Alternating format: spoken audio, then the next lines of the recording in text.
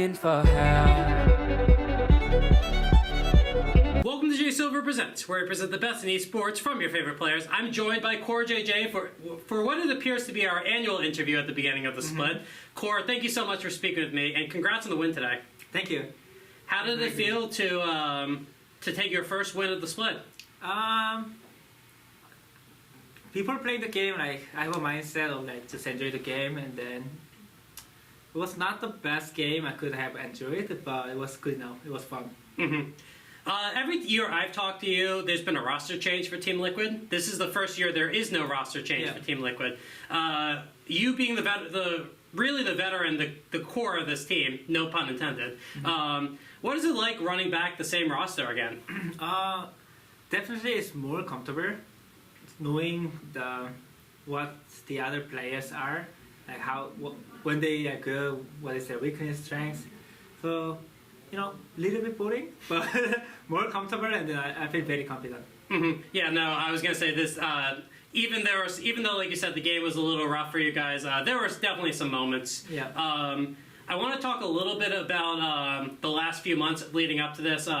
Obviously, I got to ask you the question, what happened at the end of there's a light one out. Okay. No worries.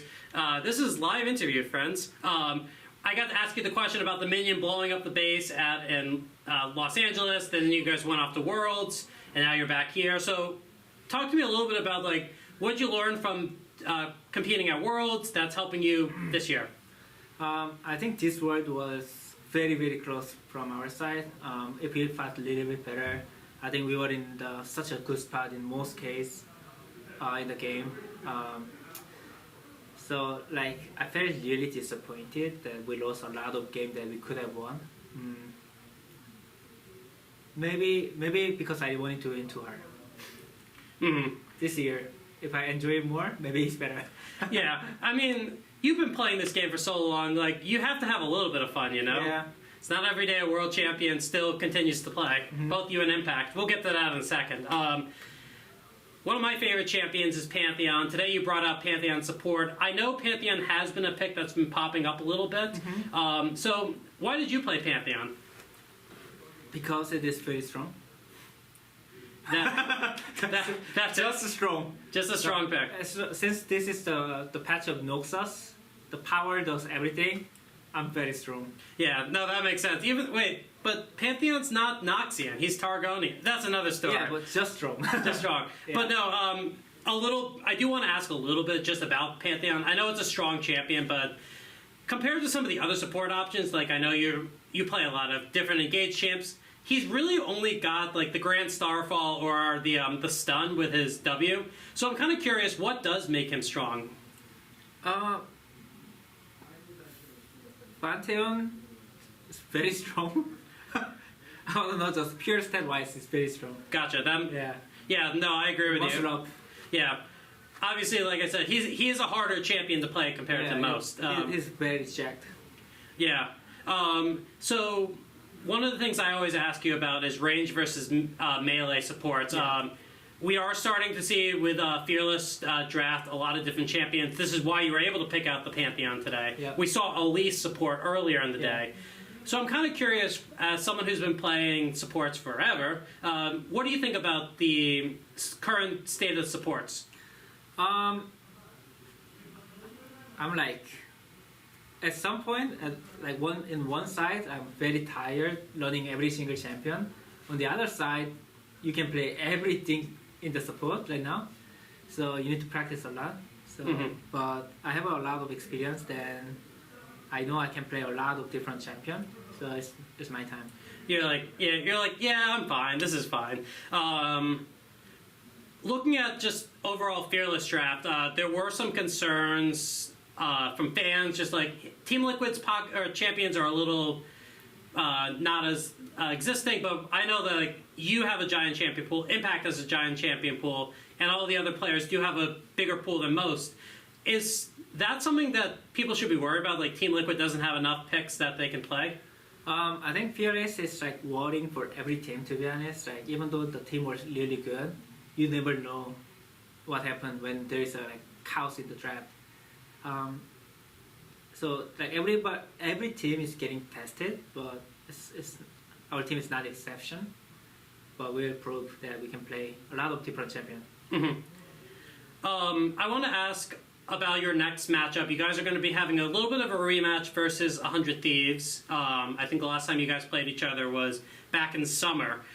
So are you looking forward to facing off against 100 Thieves again? Yes, I'm very excited to play versus 100 Thieves. I saw their team fight today, and then they were not bad. But we were always doing well against 100 Thieves, if I remember correctly, especially Summer Split. Actually, Spring Split, we didn't play well against them. So I feel very confident. So thinking about this a little bit, every year I ask the question about just like what's next for you. Last year, like you said, you had a little bit of a disappointing end to the year with some very close games you could win. What do you think is going to be important throughout the course of the year to help you guys improve, help you guys win more titles again, and maybe have a run of finals for Worlds? I wish I knew what's the way so that I can win. But at this point, I would like to have more fun. Well, I definitely think with the addition of the new international tournament, that the fun will definitely be there. Wanted to ask you as the team leader here. There's been a little bit of a debate going on throughout the LCS. Or LTA. I don't know if you saw Whipple's quote about the Scrims, how teams should be streaming more of their Scrims. I know, obviously, you're not the coach. That's up to the team's decision. But as kind of the in-game leader, do you think maybe it's Team Liquid or just everyone should be broadcasting their Scrims? Not sure. It's not sure. Like if fans are happy, like whatever fans are happy, I'm down to do. I'm down to do it. But I'm not sure. Like many Scrim and Ashes, and then people have like less interest in the LTA or not. Yeah. So very unknown territory for me. Yeah, but obviously you saw like Los Ratones is recording their Scrims and everything like that. So that's a team out in the ERLs with like Cadril and Reckless. I think they were already very famous and then many fan base. It was like for me it was also fun to watch their Scrim. Maybe in the future it's gonna be more better. Streaming the screaming. Yeah. Gotcha. A couple more questions for you. Number one, as I kind of mentioned earlier, this has become like an annual tradition of ours to interview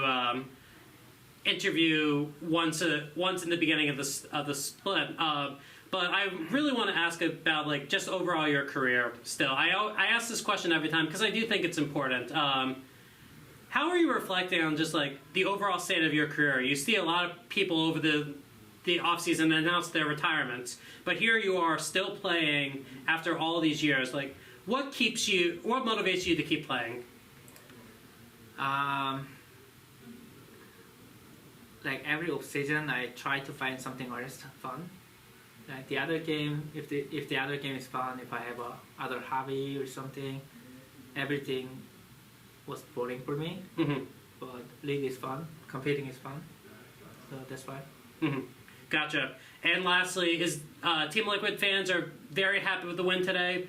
Is there anything you'd like to say to the fans? We really gotta perform well, and then we will show the many different picks since this is peerless. And I hope everyone watch our games. All right, but that's all the question I have. Core, thank you so much. I always love chatting with you, and best of luck in the next few games. Thank you. In for help.